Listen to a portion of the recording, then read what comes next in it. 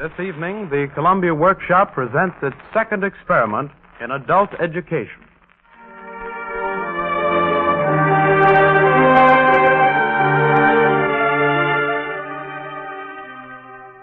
Two weeks ago, the Workshop presented a biographical experiment in the field of sociology, The Life of Robert Owen, a script which was written by a member of the adult class in radio writing at New York University.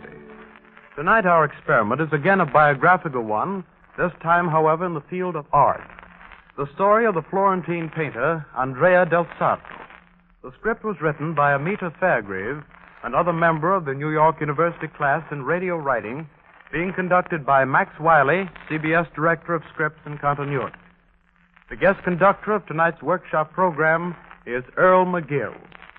Miss Fairgrave's treatment of the life story of Andrea del Sarto is an effort to make possible a more vivid and a more sympathetic appreciation of the work of this artist, not through a critical examination of his techniques, but through a reconstruction of the personality of the man himself.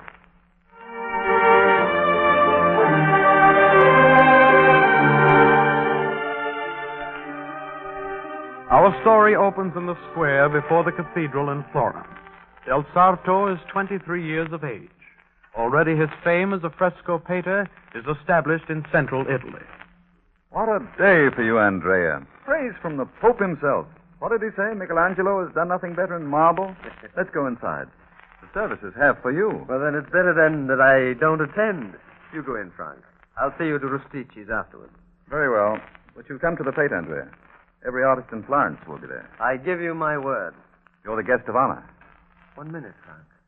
What is it? Sansevini's coming this way. Yes, I see him. Seems to be occupied. Yes. Who is she? I don't know. I've never seen her before. See the way she carries herself. Oh. My friend Sansevini knows a woman like that, and he doesn't even mention it. Perhaps he has good reason. Andrea. Congratulations, Andrea. Your cathedral front is wonderful. Thank you, Sansevini. Hello, Frank. You spend a pleasant morning, Sansevino? I was enchanted. Lucrezia was bored.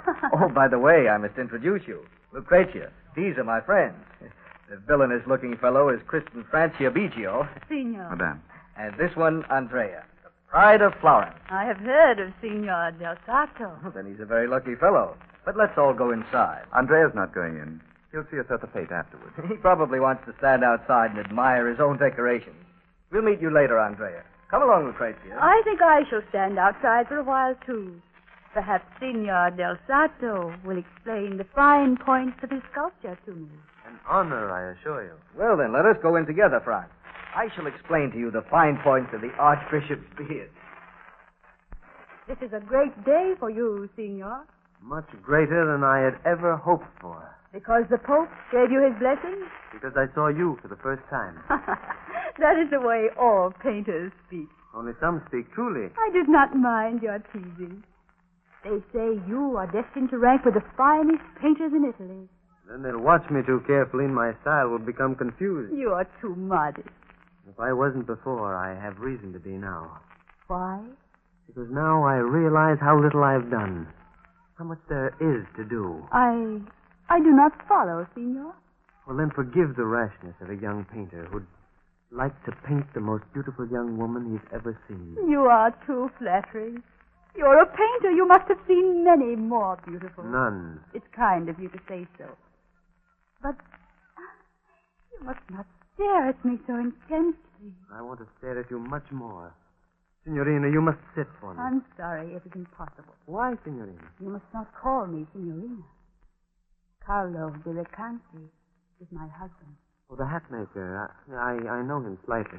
Well, he'll give you permission. You are very young, Signor del Sarto. No, you mustn't say that.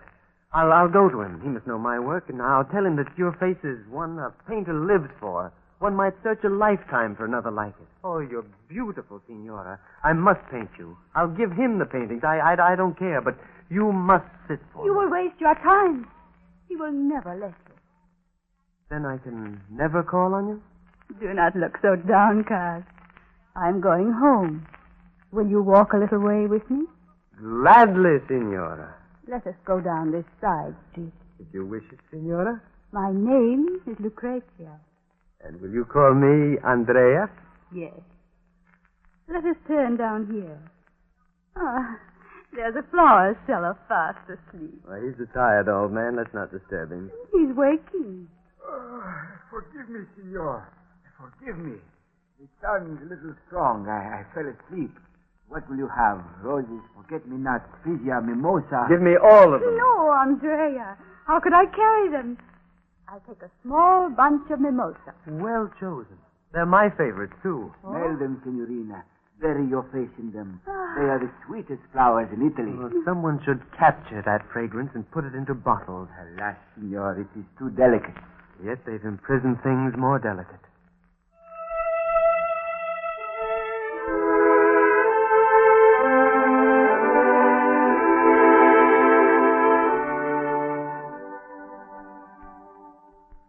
Your Lucrezia looks radiant tonight, Sansevino. Don't you feel a little put out? I? No, why should I? Well, Andrea stole her from under your very nose. It was through you they met. I tell you, Frank, I'm glad he's got her. Why, he's been moping ever since that day he met her 3 months ago. You should see our shop. Drawings of Lucrezia from top to bottom. Her face everywhere. He has the devil's own luck. He falls madly in love with a married woman, and 1 month later, Providence comes along and takes off her husband. Well, there's another side to it. I'm not sure that Andrea's so fortunate. No? Why? He'll never know Lucrezia as she really is. She'll use him for her own purposes. Then what will become of his work?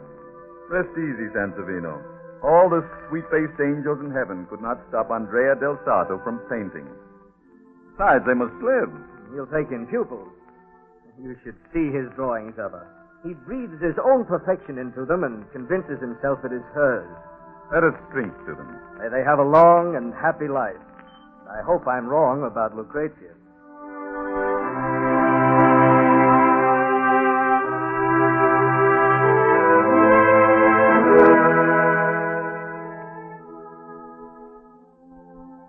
It's 10 o'clock. I shan't work any more tonight. Have you much more to do, Pontormo? I've finished the master's portrait. Come and look at it, Clement. I'll get the lamp. I do hope Signor Del Sarto likes it. I don't think I've ever worked so well. Very fine. You make me envious. Here's the master. I wonder what he'll think of it. Why are you working so late? Pontormo has finished his portrait of you, master. Oh, let me look at it. So, Do you like it, master? it's excellent. My star pupil is outgrowing me. Thank you, master. How is your work, Clement? You look like 3 days of rainy weather. I'm copying your Madonna, but nothing comes out right. Well, let me see. Yes. You begin the wrong way. Now, look, I'll sketch the main figure for you. Yeah, the neck, line of the shoulder. You see, the bones underneath must be right. Then the draperies will take care of themselves. How can I ever paint a Madonna to compare with yours? Patience, Clement. Oh, by the way, where is my wife? Have you seen her? She went out, master. Did she say where? No. Or when she'd be back? No, she's been out quite a time. Well, I'm going to my room. You mustn't work any more tonight. You know, Pontormo, there is something wrong with your picture. What? You've made him look happy, but he's not happy anymore. And yet I remember when he was the merriest, the most brilliant fellow in Florence. No gathering was complete without the tailor's Andrea, as they used to call him. Now he has hardly a friend left. Oh, what fools people are. They should be proud to get even a nod from the great Andrea. We are lucky to be studying under him. I wonder if he knows that his wife doesn't go out alone. He must suspect it. I hate her. She's selfish.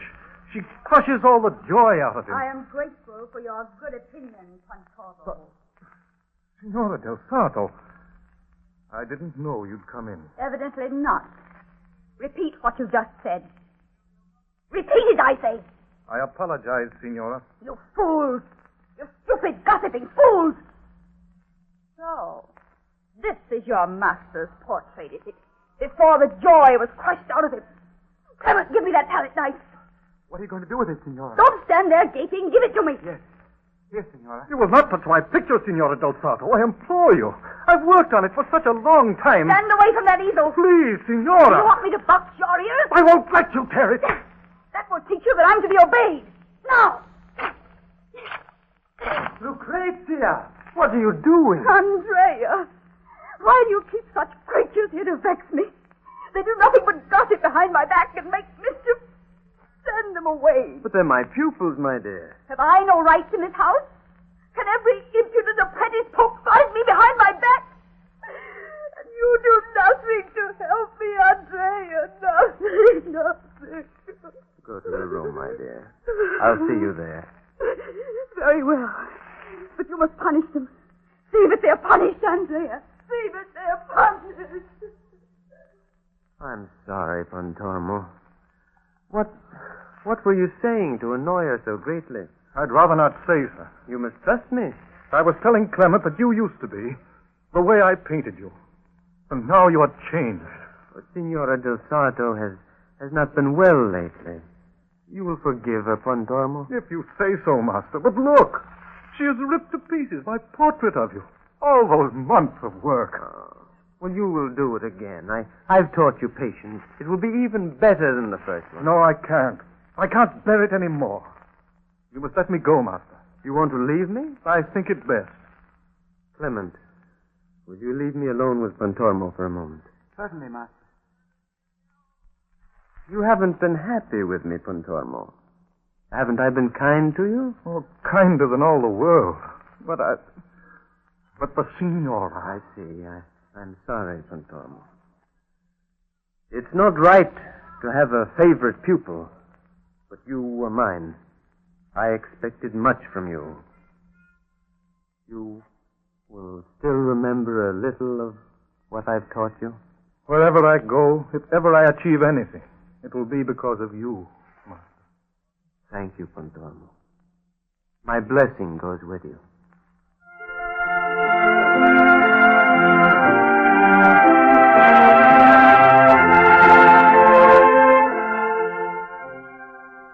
Come, Andrea.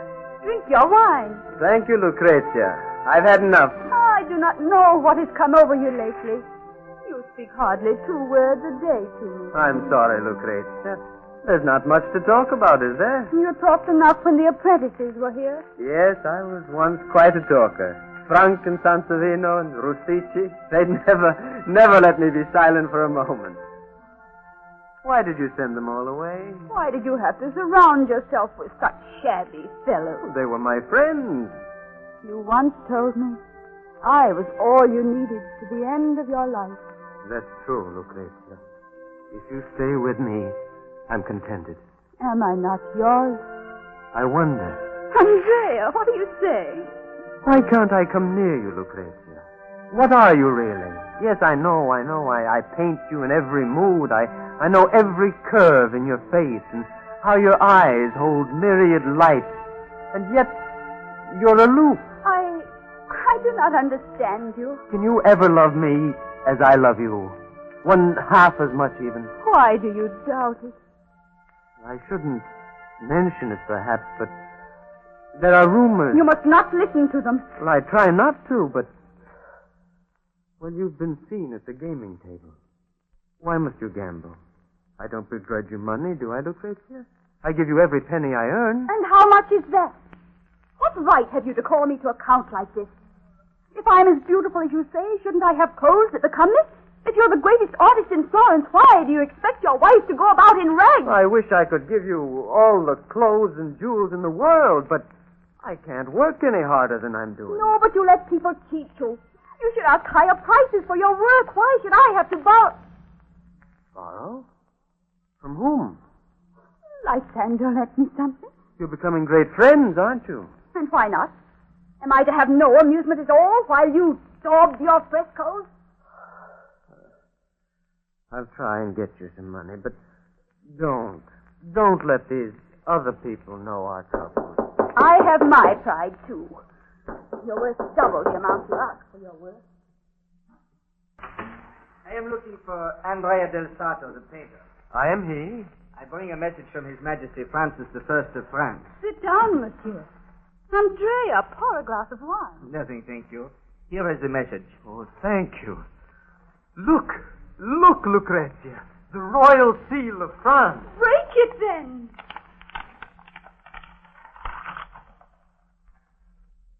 What does it say? Francis of France.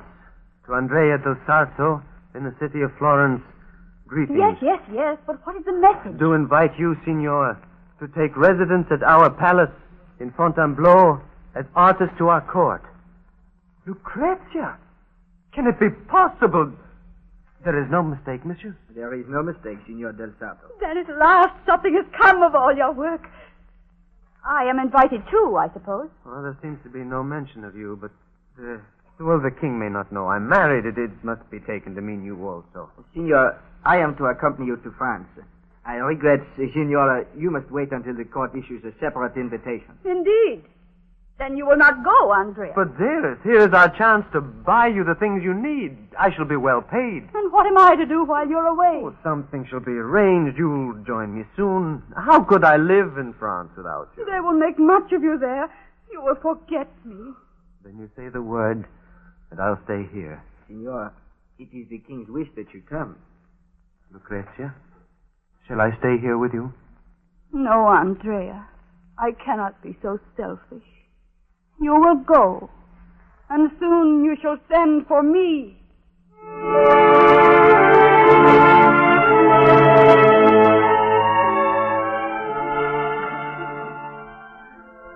It's such a lovely day, Andrea.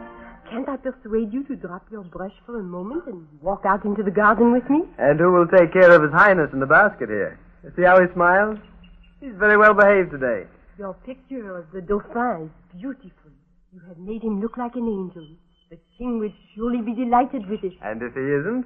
Oh, off with your head. Oh, you mustn't frighten me. But if the king likes it as much as he liked my portrait of you, madame, I'm saved. You didn't ask my opinion of my portrait. Well, here it is on the wall. Is there anything wrong with it? You have painted a very beautiful woman. But of course. But it is not me. Well, didn't you pose for it? I was in front of your eyes, but not in your brain. Well, then who, madame? Your Madonna. The woman you always paint. The woman in Florence. Lucrezia.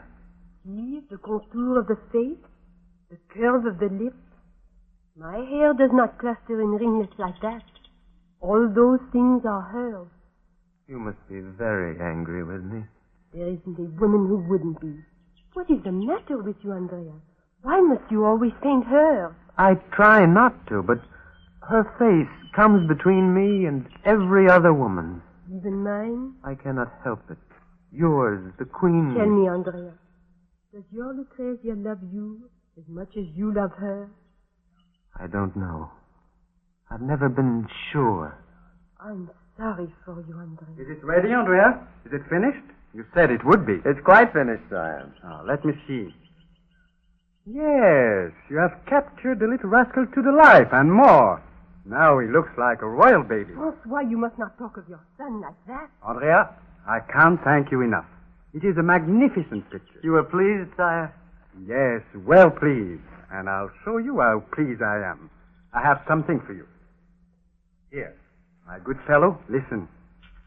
There is music for your ears, eh? Take it all. It's all yours. But, sire, you've paid me more than you promised already. More! Listen to him, Margaret. Do you think I can pay you enough for this picture? I have learned men about me, Andrea, but they don't have to tell me that this picture of my son is greater than he is or I am.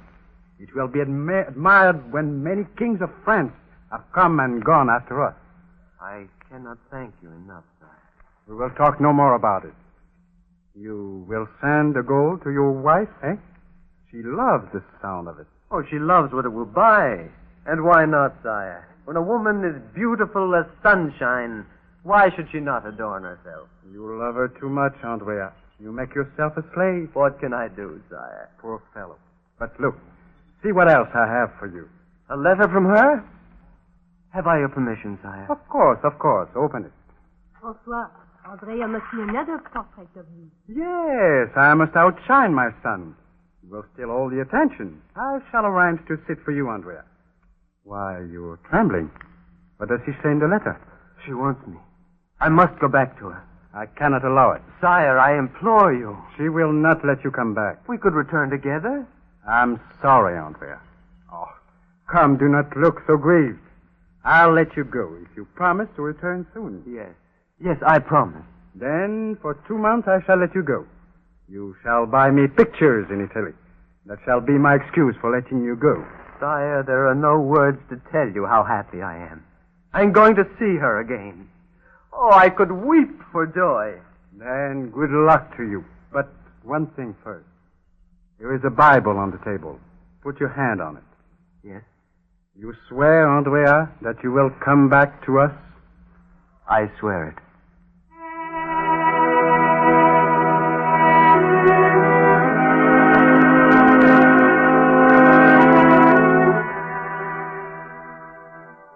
Lucrezia! Lucrezia! Where are you? Andrea! Is it really you? Who else, my love? Oh, let me hold you. Why didn't you let me know you were coming? Well, there was no time. As soon as I received your letter, I asked the king's permission. And now we can be together for 2 months. Oh, I've missed you so. Well, aren't you glad I'm back? Of course. Oh, let me look at you. No, I was wrong. Wrong? I expected to find you haggard from loneliness. Oh, silly. But you're all dressed up. You did know I was coming home. How did you find out? Oh, it was a coincidence, Andrea. I was going to a party. Well, you don't need any party now, do you? Wait till you see what I've brought you. Those boxes near the door. What are they? Now, all in good time. First, look at this. Oh, it's not money, Andrea. All that? Every bit of it. Gold pieces from the king, and all for you. Oh. Here, take it. Gold pieces. How'd you like my clothes? Do you recognize me in these fine feathers? I feel like a woman with all these frills and The things. king was very generous. How much did he give you? Oh, I don't know. You count it. You don't know. You take a bag of gold as though it were a bag of grain? Well, what difference, love? Count it if you wish. It's all yours anyhow. There must be over 100 goodies. I'll empty the bag. What else have you to show me? First, there's this ruff. Ah, is that what they're wearing in Paris? I wasn't in Paris much. I like the country around Fontainebleau. Oh, fool you. One may see the country anywhere. And But here's Paris- a fruitcake. The Queen sent you. It's on a gold plate. It's a funny thing to send. It takes so long to eat it. Andrea, you say we are going back in 2 months? Oh, my love, let's not talk about going back yet. Let me hold you. No, don't touch me. You'll crush my dress. Lucrezia. I'm sorry, Andrea, but tell me. There are many beautiful women at court, aren't there? Oh, it's possible. I didn't notice much. You must have noticed. If I could only see you. How could I ever see anyone else? Then what are you keeping from me? Who is there at the court that always opposes me? They must know that a woman's place is with her husband. Is it the Queen? Has she heard of my beauty, and is she jealous that I'll outshine her? Lucrezia, don't worry about these trivial things. Let us not spoil our first evening together for so long. Is it my fault? It must be the Queen. She sends me a fruitcake. Well, here's what I think of it. She will not invite me to her court, but sends me a fruitcake. Did she send the ruff, too? I'll tear it. No, I brought you that, Lucrezia. Come, give me your hand. Oh. Listen. What good is there in distressing yourself? You make me so unhappy. Everybody abuses me, snubs me. You leave me alone for a whole year to live in this dirty little place, while you live at court, the equal of princes and nobles. You come strutting back in your silks and velvets. The Queen condescends to lend you your wife for a little while, and then snatches you back again. Lucrezia, you're getting into a rage about nothing. Do you love me, Andrea, or do you love her? Oh, what is she to me? I've told you that no Very woman... well, then. Prove it to me. How? With kisses, presents, or both? Prove it by not leaving me again. You mustn't ask that. Why not? I won't be left alone here again, Andrea. I can't bear it. But think of what it would cost us. I've made more money this past year than in all the other years put together. Then you needn't go back to France for a long time. But this time I must go back. Why? I took an oath to the king. And what of your oath to me? You can never know how I've missed you. Oh, my love. Is it true? I thought I should die, as I wrote to you. Oh, you don't know what it is like. The gossip, the sly glances when I walk in the square. Oh, I didn't realize. I couldn't expect you to. I torture myself with suspicion that they may be right. Oh, there was never anyone but you, Lucrezia. I swear it. Then you will stay with me. Oh, kiss me, Andrea. You will stay. But if we're poor again... We will not be poor. Tell me you will not go back. I'll stay here with you, Lucrezia.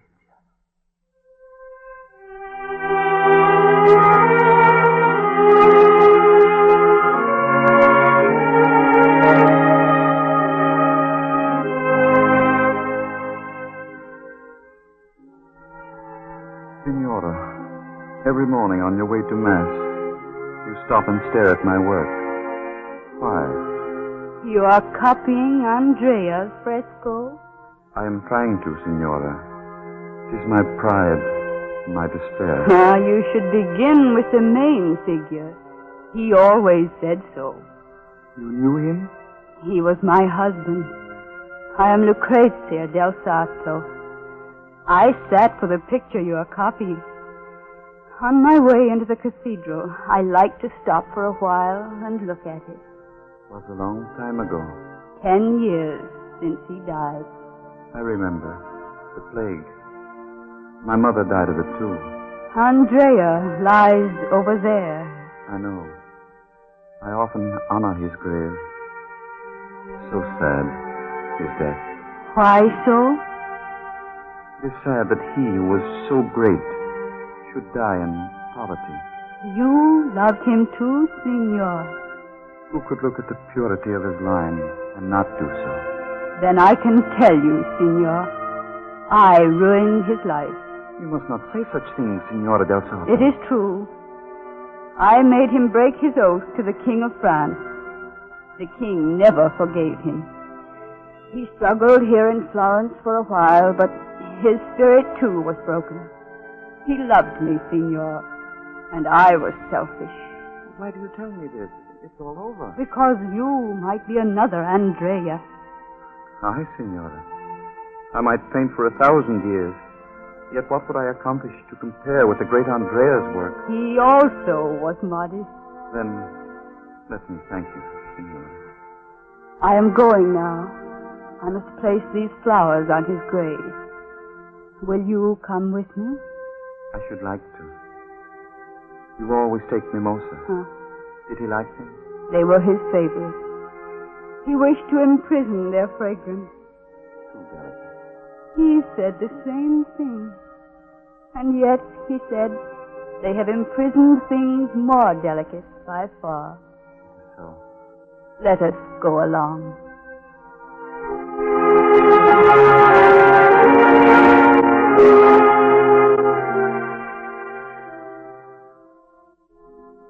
The Columbia Workshop has presented the story of Andrea del Sarto. We would like to know if we have given you a living impression of this famous Florentine painter of the 16th century. Address your comments, criticisms, and suggestions to the Columbia Workshop, care of the Columbia Network, New York City. Tonight's script was the second of 2 experiments in adult education selected from the scripts submitted during the winter semester of the adult class in radio writing at New York University. This course was conducted by Max Wiley, CBS Director of Scripts and Continuity.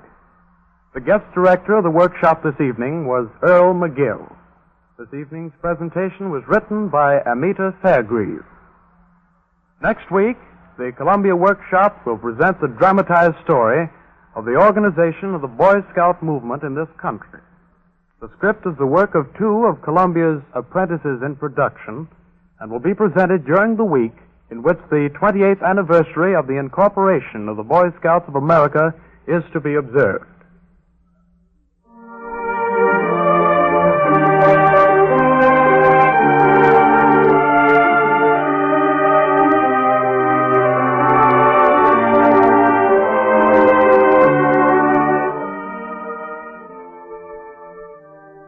This is the Columbia Broadcasting System.